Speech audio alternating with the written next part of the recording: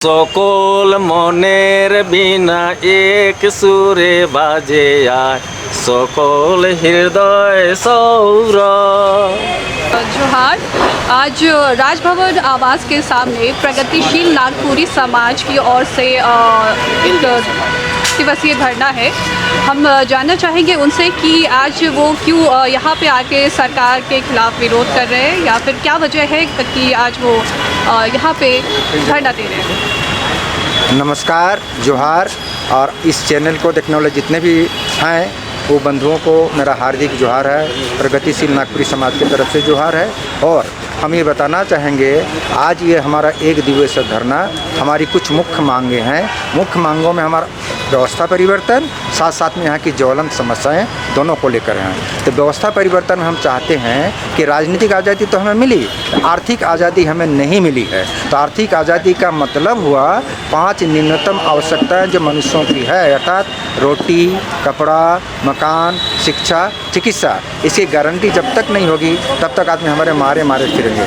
इस झारखंड का निर्माण हुआ था यहाँ के लिए, यहाँ के लोगों के लिए, स्थानीय जिसको मूलवासी कहते हैं, और एक हमारा वर्ग है जिसको अनुसूचित जाति के जो लोग हैं उनके लिए। तो सवाल ये उठता है यहाँ के लोगों की जो इनका जो इंटरेस्ट है, उस इंटरेस्ट को नहीं देख करके हम डोमिसाइल नीति लागू नहीं करेंगे, बाहर वालों को यहाँ भर देंगे, तो उससे क्या होगा, यहाँ की हकमारी होते रहेगी। इसलिए हमारा पहला डिमांड है यहाँ का डोमिसाइल नीति को लागू करना होगा। दूसरी बात है संस्कृति के संरक्षण करना होगा। यहाँ की भाषा को, अर्थात नागपुरी जनभाषा है, जनभाषा को नीचे लेवल से ऊपर लेवल तक लागू करना होगा, ताकि कुछ और रोजगार का सृजन भी हो जाए और यहाँ की भाषा संस्कृति का संरक्षण भी हो जाए। सबसे बड़ी चीज़ है पलायन की समस्या। तो पलायन की समस्या को रोकने के लिए हमारे यहाँ रोजगार का सृजन करना होगा। वो कैसे होगा? बेहतर प्लानिंग से। प्लानिंग की कमी है, सेंट्रलाइज प्लानिंग की हम वकालत नहीं करते हैं। हमारा प्रौद्ध दर्शन पर आधारित नागपुरी समाज है। प्रौद्ध दर्शन चाहता है प्लानिंग जो है वो। एक मिनट रुकिए, आप कह रहे हैं रोज़गार की जो आप बात कर रहे हैं, तो आउटसोर्सिंग के खिलाफ तो आप लोग नहीं उतरे सड़क पे, जहाँ की आपके लोकल के लोगों को ही ऐसा मजदूर बनाया जा रहा है जो कहीं के नहीं रह रहे, उस पर तो आप लोग नहीं आए कभी सामने। एक्चुअली हमारा कार्यक्रम क्या है? हमारा कार्यक्रम जागरूकता को पैदा करना तो है। सर, वो जागरूकता फैलाने में आप विफल रहे। अब ये कहा जा सकता है, लेकिन हम अपने तरफ से लगे हुए हैं। और इसके साथ साथ में हमारी कोशिश है कि लोगों को नैतिक, मतलब जिसको साधारण तौर पर ईमानदार कहा जाता है, क्योंकि हम जिस मशीनरी को चाह रहे हैं, क्योंकि मशीनरी तो है, प्लानिंग भी है, अलॉटमेंट भी है, लेकिन वो खर्चा कहाँ हो जाता है, उसकी समीक्षा भी नहीं हो पाती है, और जो ज़रूरतमंद है उसको वो जरूरी चीज़ नहीं मिल पाती है। आज जैसे हम कहते हैं आपको हमारा प्रधानमंत्री योजना, एक उदाहरण देता हूँ, तो प्रधानमंत्री योजना में यदि दलाल को हम पैसा नहीं देंगे, हमारा किसान या हमारे छोटे जो हमारे मजदूरी करते हैं वो नहीं दे पाएंगे, तो वो नहीं हो पाएगा। तो यहाँ का जो ये सिस्टम है, व्यवस्था, इस व्यवस्था में जो घून लगा हुआ है, इस व्यवस्था को परिवर्तन करना होगा। उसके लिए हम बहुत लंबी लड़ाई लड़ रहे हैं। इस लड़ाई के चलते कहीं कहीं हमको हर जगह आप रोड में ये लड़ाई की शुरुआत तो तभी होगी जब घूस देने वाला उसका विरोध करेगा। उसके विरोध में हमारे वो तभी होगा जब वो कानून का जानकार होगा, जब वो शिक्षित होगा। सही बात है। इसके लिए हमारे कई ब्लॉकों में, जैसे और माझी ब्लॉक है, कांके ब्लॉक है, वहाँ पर हमारा हुआ, हमारे वहाँ पर लोगों को फजीहत भी झेलनी पड़ी। हमारे वहाँ भी लोग वहाँ काफ़ी कोशिश किए कि दलाली सिस्टम बंद हो जाए और अपना, जिसको कहते हैं कि अपना परिवार बात कहेंगे या भाई भतीजा बात कहेंगे, ये जब तक खत्म नहीं होगा तब इस देश में किसी भी नीति को हम लागू करें वो साधारण आदमी का कल्याण नहीं हो सकता है। हम उसी को बंद करना चाहते हैं, और ये जागरण हम जनता में भी करना चाहते हैं और सरकार को भी बताना चाहते हैं। आप यदि सही जगह मशीन को यदि नहीं बैठाइएगा, मशीनरी को नहीं बैठाइएगा, तो आपका जो कार्यान्वयन है वो सही नहीं हो पाएगा। ये मेरा मेन मुद्दा है, और उस मुद्दे के लिए हम बहुत लंबी लड़ाई लड़ रहे हैं। और आज ये मेरा धरना सिर्फ यहाँ नहीं, हम 44 समाज में बटे हुए हैं। नागपुरी समाज हमारा एक समाज है, और केंद्र पर हमारा है प्राउटिस्ट सर्व समाज। वो क्या कहता है? सामाजिक आर्थिक जोन। हमारे प्रौद्ध प्रणेता ने पूरे इंडिया को 44 आर्थिक और सोशल जोन में बांटा है। तो आदमी के चेहरे पर खुशहाली तभी हो सकती है जब उसके हाथ में काम होगा, रोजगार होगा और क्रय शक्ति बढ़ेगी। हम क्रय शक्ति के हिमायती हैं, क्योंकि क्रय शक्ति जब तक नहीं होगी तब तक कितनों सैलरी बढ़ाएं वो नहीं होगा। आज हम लोगों को बहुत ही माने आपस में दर्दनाक हम लोगों के पास घटना घट रही है, इसलिए आज हम लोगों को राज्यपाल महोदय के सामने आना पड़ा हम लोगों को बताने का दार्शनिक हमारे प्रभात रंजन सरकार जो है ये हमारे प्रणेता हैं, वो दार्शनिक हैं, कवि भी हैं, आध्यात्मिक भी हैं, है ना। और वो जो है हर दृष्टिकोण से परिपक्व वो थे।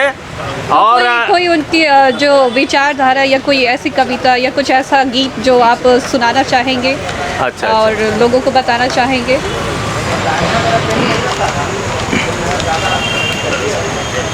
সকল মনের বিনা এক সুরে বাজে আয়, সকল হৃদয় সৌর।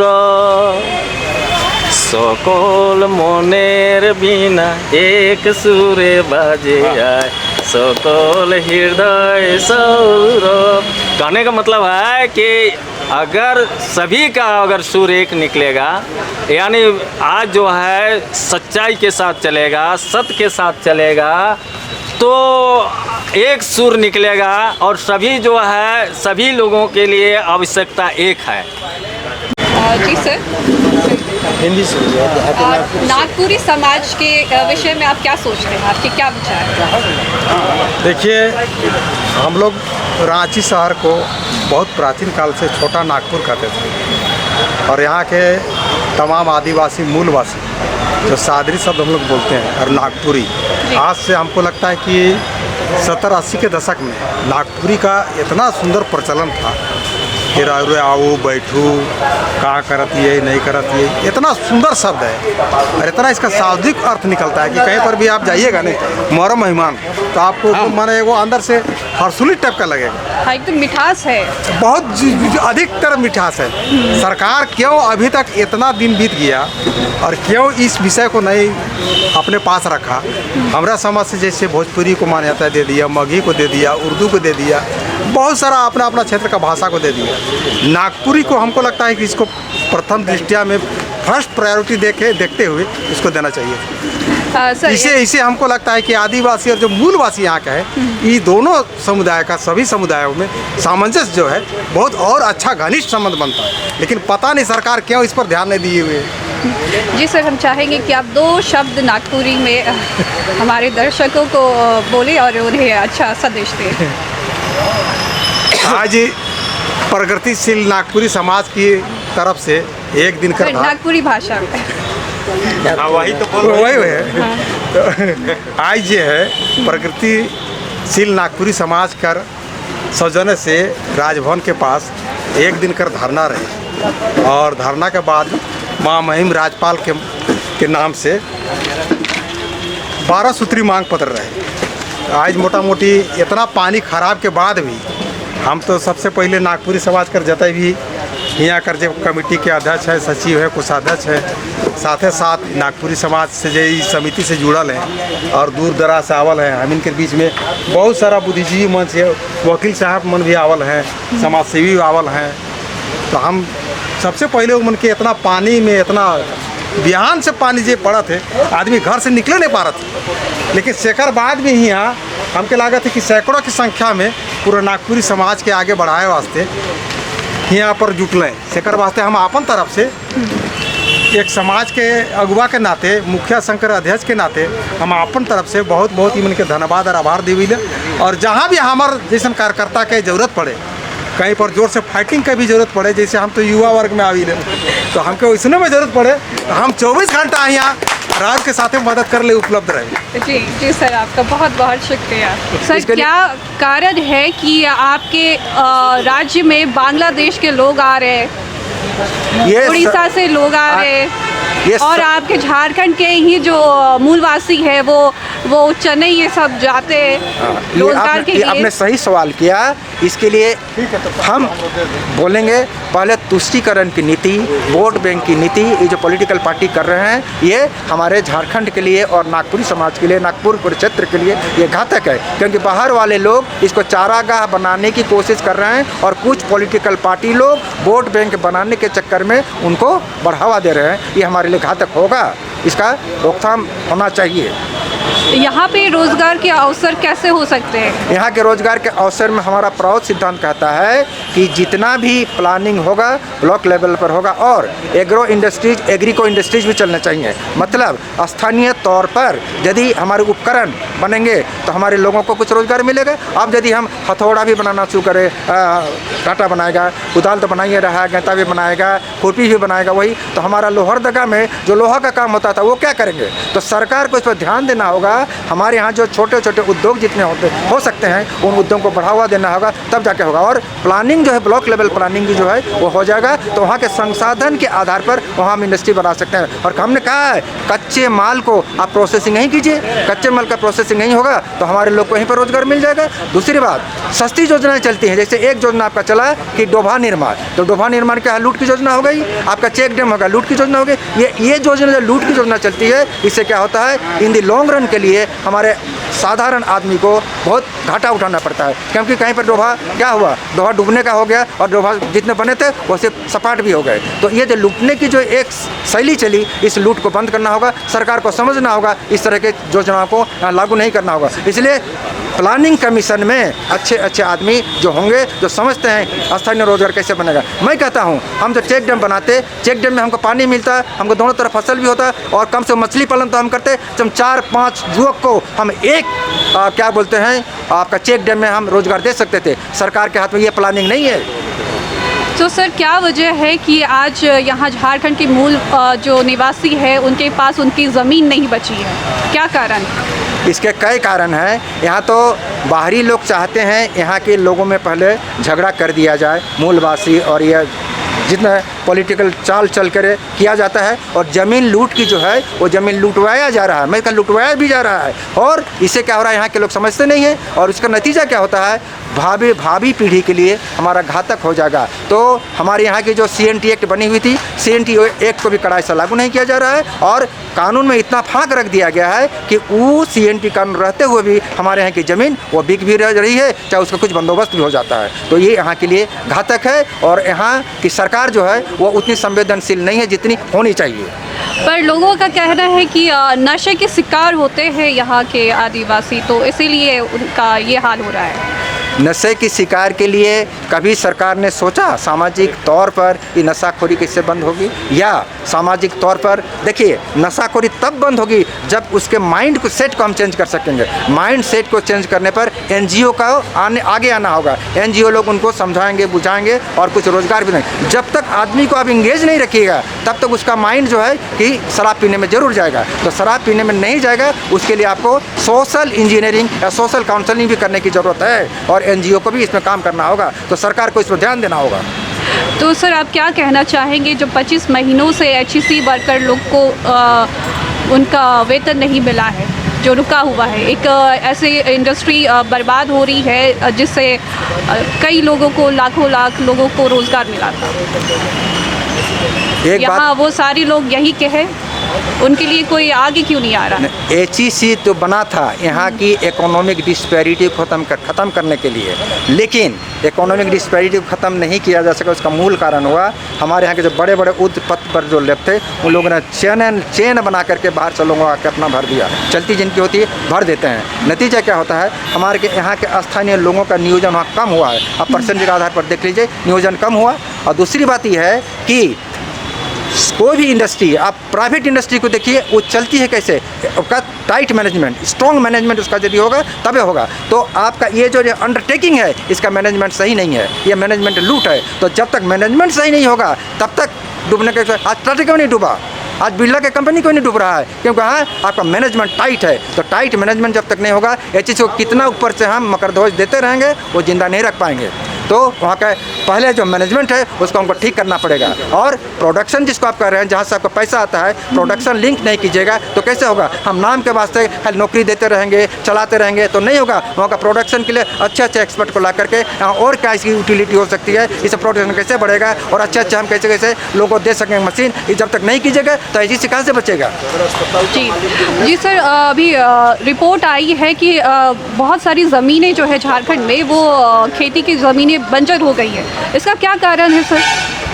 खेती की बंजर होने का एकमात्र कारण है यहाँ पर और इसके पहले भी जहाँ आप देख रहे थे, जहाँ पहले गेहूँ बहुत ज़्यादा उत्पन्न हुआ था, वहाँ जो ये जिसको नेचर हम कहते हैं आपका यूरिया, मतलब आपको जिसको जैविक खाद को छोड़ करके जो हमारे दूसरे खाद लगाया जा रहा है, ये खाद से क्या ज़मीन तो बंजर होना ही है। तो अभी ज़रूरत है यहाँ पर ऑर्गेनिक खेती या जैविक खेती की। हमारे यहाँ पारंपरिक खेती के यदि हम करना चाहेंगे तो उसको बढ़ावा देना पड़ेगा, और जब तक सरकार उसको बढ़ावा नहीं देगी तो बंजर होना ही है। पारंपरिक खेती को कैसे बढ़ावा देना होगा? पारंपरिक खेती को बढ़ावा देना इसलिए होगा, पहले तो खेती का मूल्य, आप उपज दीजिएगा तो उपज का मूल्य नहीं दे रहे हैं आप। किसान खेती कैसे करेगा? किसान आज खेती से उसका पेट नहीं चलता, वो मजदूरी करता है। इसके लिए पहला चीज़ हमने डिमांड किया है, कृषि को उद्योग का नीचे उद्योग का दर्जा दो। उद्योग का दर्जा मतलब लागत शुरुआत से लेकर अंत तक कितना होता है वो जोड़ा जाएगा, तब उसका फसल का मूल्य निर्धारण होगा। ये यदि किसान के हाथ में आता है तो किसान जिंदा रहेगा और खेती भी जिंदा रहेगी। नहीं तो किसान बोलता है हम क्यों खेती करें, हम मूल्य नहीं मिल पाता है।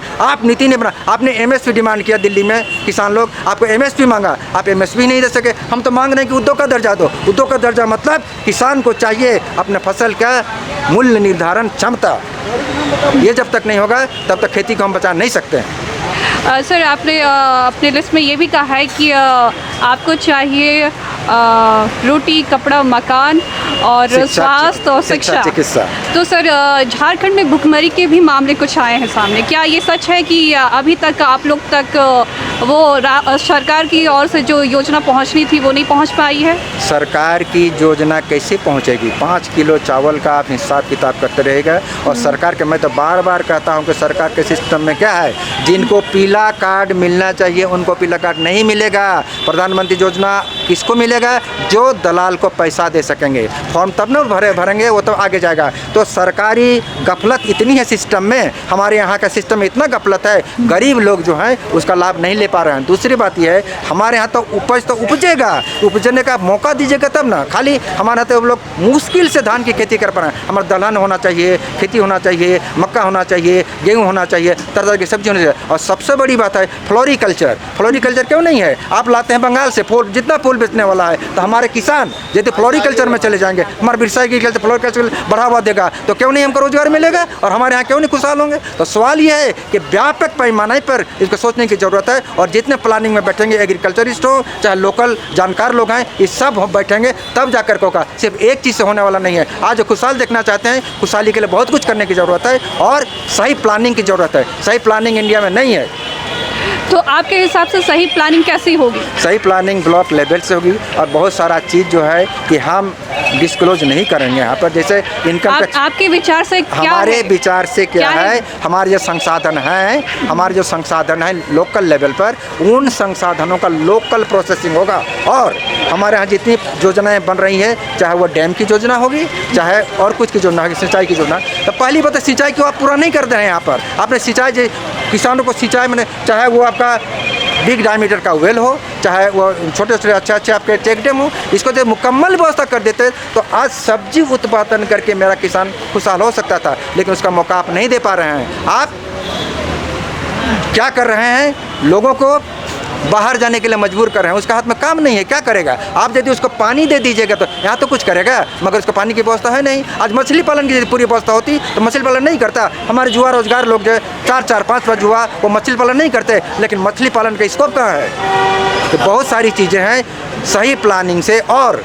इसमें हम करेंगे क्या, जो अन इकोनॉमिक होल्डिंग जिसको बोलते हैं, अन इकोनॉमिक होल्डिंग को हम बिग इकोनॉमिक होल्डिंग बनाएंगे। जितने NGO आपके पड़े हुए हैं, NGO को लाइए और जो अन इकोनॉमिक होल्डिंग है उस इकोनॉमिक होल्डिंग को और बड़े बड़े फार्म में बदलिए। फंड बनने से आपको सालों भर एक नहीं कई मल्टीपल क्रॉपिंग होगा, रोटेशनल क्रॉपिंग होगा, तरह तरह के होंगे क्रॉप, तो हमको कहीं से कुछ मिल जाएगा। लेकिन आप इसके लिए सचेत नहीं है। मैं तो आज इसी को बोलना चाहता हूँ, इतने NGO हैं उनको साथ में लाइए और तरह तरह की खेती के लिए उनको इनकरेज कीजिए, तब जाके होगा। आप तो जब पड़े हुए हैं, हम कहते हैं एलोवेरा की खेती, दूसरा जहाँ खेती नहीं हो सकती हो, यहाँ एलोवेरा हो सकता है, वहाँ आपका मेडिसिनल प्लांट हो सकते हैं, लेकिन आप तो बढ़ावा नहीं दे रहे हैं। आप एक मेडिसिनल प्लांट लगे यहाँ पर, मैं कहता हूँ आपके दुनिया भर के एलोवेरा मिल जाएंगे, दुनिया भर का बहुत सारी चीज़ें, और सफ़ेद मूसली मिल जाएगी, बहुत सारा चीज़ है। और मैंने वो मेडिसिनल साइड में कहता हूँ। तो एक नहीं कई चीज़ें हैं। इन चीज़ों को यदि हम कार्यान्वयन करें तो मैं समझता हूँ लोकल स्तर पर बहुत सारे रोजगार का हम सृजन कर सकते हैं। सर, मेडिकल तो कुछ फार्मिंग हो नहीं रही है, पर अफीम के मामले बहुत आ रहे हैं। ये देखिए अंदर से कुछ ऐसे ऐसे लोग हैं तो कि क्या जो हमारे मूल निवासी है वो इन सब विषय के बारे में जानकार नहीं है कि बहुत क्या है जानकार नहीं है, या कहीं पर जानकार रहते हुए उनको जबरदस्ती भी कराया था। ये तो सरकार को अंकुश लगाना चाहिए, सरकार को वहाँ जाकर रोकना चाहिए कि ये नहीं, ये बंद करो, तुमको अलग खेती करने के लिए हम दे रहे हैं वो करो। क्योंकि बहुत लोगों को मजबूरी में भी कराया जाता है। आदमी लोग आज मजबूरी में 2 नंबरी काम करने के लिए हैं, क्योंकि आदमी का रोजगार नहीं है। आज हमारे लड़के भटके हुए इधर उधर करते हैं, क्यों? आपके पास काम नहीं है। तो यदि हम उसको काम दे दें तो नहीं जाएगा। तो जहाँ तक कि मुझे लगता है शायद उन्हें इन सब चीज़ों की समझ नहीं है कि वो क्या खेती कर रहे हैं। जब आदमी भूखा होता है ना, उसकी मति मारी जाती है। आदमी जब भूखा होता है ना, तो वो नहीं सोचता है कि ये इलीगल है या लीगल है। ये सबसे बड़ी चीज़ है। और सरकार भी इस पर अंकुश नहीं लगा सकती, क्योंकि सरकार अपने आप में व्यस्त है। सरकार कहीं पर तुष्टिकरण में व्यस्त है, तो कहीं पर अपना जिसको वोट बैंक में व्यस्त है, तो कहाँ पर कुर्सी बचाने में है व्यस्त है। ये जो है सरकार का ये चाल है, ये हमारा यहाँ की विडम्बना है कि सरकार बनी लेकिन स्टेबल सरकार बहुत कम, 5 साल की सरकार बहुत कम बनी है। तो जब सरकार 5 साल की नहीं बनेगी तब आप प्लानिंग क्या कीजिएगा? आप एक DPR करते हैं, आपका प्लानिंग पूरा नहीं होता है। आप बताइए जितने फ्लाईओवर बने कब से, आपके जब रघुबर दास थे तब से फ्लाईओवर का आपका DPR बनते जा रहा है। तो क्यों नहीं एक बार का अलॉटमेंट में क्यों नहीं बना? तो वो पैसा कहाँ से है? हमारा जनता का पैसा है। वो जनता का पैसा जब वहाँ जा रहा है तो पानी में जा रहा है, और लूटने वाले लोग लूट रहे हैं। कौन? बड़के बड़के ठेकेदार जो हैं वो लूट से चल जाए। झारखंड का जो सारा पैसा हमारा लूट में चला जा रहा है। एक रोड को, मैं कहता हूँ एक रोड को आप देखिएगा 5 साल भी नहीं हुआ उसका दोबारा रोड बनाया जा रहा है। आप राजभवन से लेकर एयरपोर्ट का आप ले लीजिए, रिपोर्ट ले जाइए कई बार बना है। तो ये जो एक चीज़ को दोबारा करना है, किसकी चाल है? ये कॉन्ट्रैक्टर की चाल है। और उसमें हमारे कुछ लोग अंदर के लोग मिले होते हैं। ये जो लूट चल रहा है झारखंड का लूट, इसको बंद करना होगा। तो सरकार को नज़र देना होगा। तो आप हमें बताइए कि ये जो झारखंड में अपराध के मामले बढ़ते जा रहे हैं, जो हमारे समाज में भी दूषित हमारे समाज को कर रहा है, उससे कैसे बचा जा सकता है? अपराध में 2 तरह के अपराध हैं। एक जिसको आप कहते हैं अफीम या चोरी या इस तरह के अपराध हैं, और दूसरे हैं महिलाओं पर अत्याचार का अपराध है। तो पहला अपराध एक तो होता है या चेन छिनताई का बात करते हैं। ये जो रोजगार हम कहते हैं आदमी चोरी कब करता है? उसके पास नहीं होता तब। एक मनोवृत्ति होती है। तो दोनों को ठीक करना है, मनोवृत्ति को भी ठीक करना पड़ेगा और उसके आवश्यकता भी पूर्ण करना पड़ेगा। दूसरी बात है, हमने कहा है अश्लीलता जो है, अश्लीलता को जब तक आप नहीं हटाइए, कहाँ से? आप TV चैनल देखिए, आप विज्ञापन देखिए, आप सीरियल देखिए, वहाँ यदि आप इस तरह का नग्न तस्वीरों को दीजिएगा, उससे क्या होता है? आदमी का दिमाग खराब हो जाता है। आज माँ बहनों पर जो अत्याचार हो रहा है उसका एकमात्र कारण है आप अश्लीलता को रोक नहीं पा रहे हैं। अश्लीलता को जब तक नहीं रोकिएगा माँ बहनों पर अत्याचार नहीं होगा। और दूसरी बात ये सबसे बड़ी है, ये माइंड सेट में यदि बैठेगा कि मेरी माँ है और मेरी बहन है, ये माइंड सेट को तैयार नहीं कर पाइएगा तो कोई नहीं इस चीज़ को रोक सकता है। तो प्राउड टू सर्व समाज और मेरा नागपुरी समाज चाहता है हमारे बीच में जितने भी नौजवान हैं वे बहनों को बहन समझें और माँ को माँ समझें, तब जा कर के होगा। तो माइंड सेट को बदलने का काम भी हम प्रगतिशील नागपुर समाज कर रहे हैं, और पूरे हमारे इंडिया लेवल पर हमारा प्राउड टू सर्व समाज कर रहा है। क्योंकि प्राउड की नीति है कि माँ बहनों को रोजगार, माँ बहनों को पहले बचाना होगा, और माँ बहनों का 50% देना चाहते हैं, 50% उनको आगे आना चाहते हैं। समाज में यदि उनकी भागीदारी नहीं होगी तो समाज बचेगा नहीं। जी सर, आपका परिचय? मेरा परिचय रतन कुमार महतो, मैं हूँ प्रवक्ता प्रगतिशील नागपुरी समाज झारखंड रांची। और आप एक बार भी ये बता दीजिए कि आज आपका मकसद क्या है इस धरने के पीछे? आज का मकसद मेरा है सरकार के नज़र में लाना। हमारा 12 सूत्री मांग तैयार है, वो सरकार को देंगे ताकि हम क्या करना चाहते हैं, व्यवस्था परिवर्तन में क्या करना चाहते हैं, और तात्कालिक जो समस्या है उसके समाधान के लिए आप क्या कर सकते हैं, इस पर नज़र सरकार का आकर्षण करने के लिए हमने इस धरना को किया है। और साधारण जन के बीच में थ्रू मीडिया ये जानना चाहिए कि झारखंड में यदि स्थानीय रोजगार नहीं होगा, स्थानीय भाषा नहीं होगा, स्थानीय संस्कृति का बचाव संरक्षण नहीं होगा, तब क्या होगा? हमारी अस्मिता ही मिट जाएगी। अस्मिता मिट जाएगी तो हमारा वजूद मिट जाएगा। जी, तो ये लड़ाई है हमारे संस्कृति को बचाने का। जी सर, आपका बहुत बहुत शुक्रिया। आपका परिचय? मेरा नाम रंजीत महतो। आप कहाँ के रहने वाले हैं? मैं रहने वाला रांची लोवाड़ी में मेरा मकान है, और ऐसे मेरा पैतृक गांव तो हुआ रांची जिला सोनाहतू प्रखंड है, हरिन बांकू। जी हाँ। जी, आप एक बार नागपुरी भाषा में हमें आप ये जो आपका धरना है उसको शॉर्ट 2 शब्दों में बता दें आपकी नागपुरी भाषा में। नागपुरी भाषा आज का नागपुरी भाषा में हमको बोलने का अवसर आप जो दे रहे हैं, क्योंकि आज हामिन सब यहाँ सब रहीला, आज भाईचारा सब खत्म हो गलक, एके बचाए चलते हामिन सब के सब भाई बहन के मिल के हमके चले के चाहिए और देश के और राज्य के और परिवार के समाज व्यवस्था करे के चाहिए। परिवर्तन हम इन सब के मिल के रहे के चाहिए, दुख सुख में हम इन सब, तब जाके हम इन के विकास होय, शांति होय। यह कह के आज बहन हम शब्द को विराम देते हैं। हाँ जी। विराम